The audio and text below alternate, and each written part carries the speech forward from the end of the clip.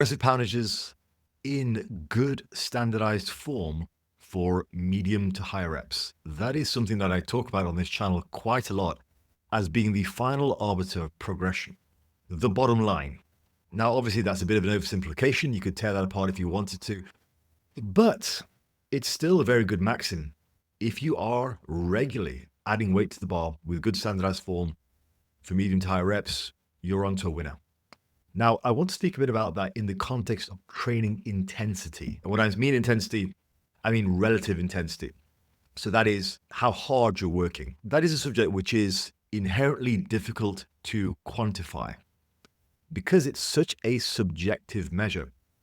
And I know that people have made attempts at trying to quantify it using things like RPE, RIR. However, the problem with that is they're still so subjective to the individual experience.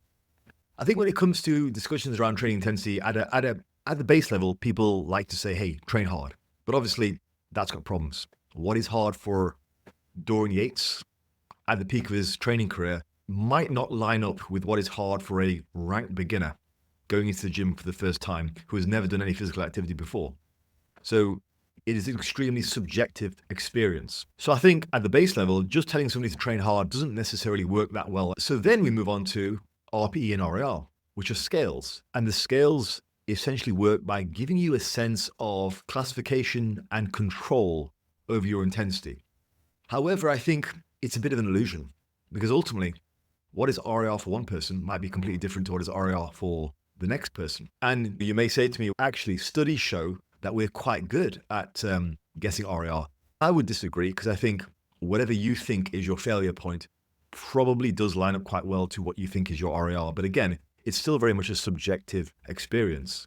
I mean, something I have talked about in this channel quite a lot in the past, also something which I've heard Sam Sulek mention before, and recently I've heard Chris Beardsley talk about it, is that none of us fail due to true muscular failure.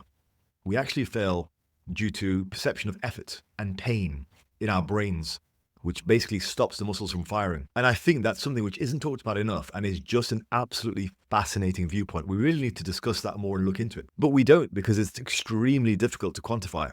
Like, how do you actually judge the individual experience? It's almost impossible. And studies are very much split on whether people can accurately judge RIR or not. Now, you might say to me, well, there are other things like rep slowdown. And I would answer, even rep slowdown is very subjective. I think rep slowdown is useful. I think if somebody's reps are slowing down, it's probably a good sign. But again, that's still subjective because we don't actually fail due to muscular failure. We fail due to pain perception and tolerance. And if you don't believe me, just try this. Go to the gym, hungover, tired, stressed, dehydrated, and compare sets of equal RIR to another day where you go in a great mood, really happy to get after it, fully fed, fully hydrated, life is stress-free. I can guarantee you the effort that you are able to put out on your good day is going to be leagues above what you put out on a bad day. So that alone should tell you it is an extremely subjective experience and it varies day by day. So what are the implications of this for us? Well, I think the first implication is we all have to be extremely humble about our training intensity.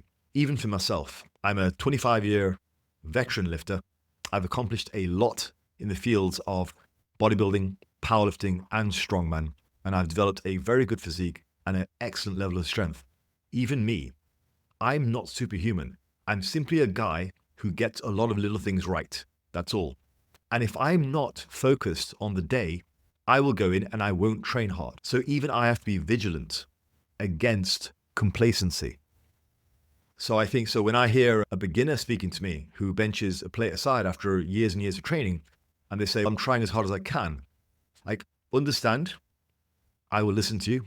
I will let you finish, quote Kanye, but I'm still going to sit there thinking you're training like a wuss, assuming you're doing everything else mostly right. And I think when you're in that position, when you haven't accomplished a great deal in the world of physique, you can't sit there and say, I'm training as hard as I can.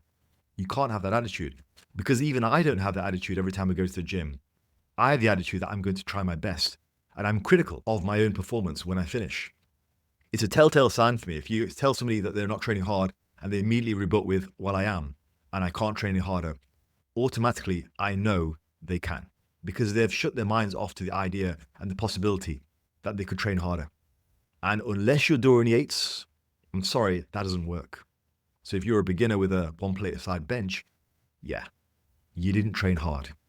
You're still training like a wuss, and you need to own up to that. And I think the second implication is, to bring it back to the beginning of the video, progressive poundages in good standardized form for medium to high reps is still the final arbiter and the best gauge of bodybuilding progression that we have. So if you were to simplify nothing else, that sentence that I say on this channel all the time is the truth. So whether you're a high volume advocate or a low volume advocate or whatever else, whether you train to failure or whether you don't train to failure, doesn't matter. None of that matters because it's all so subjective. The only thing that matters in the end is progressive poundages in good standardized form for medium to high reps. Have a great week.